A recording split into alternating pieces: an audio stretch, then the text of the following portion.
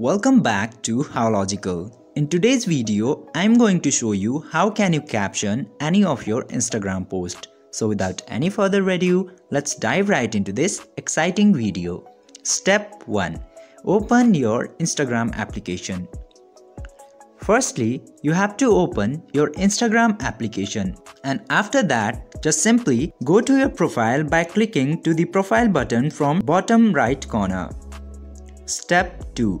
Select the post that you want to add caption in.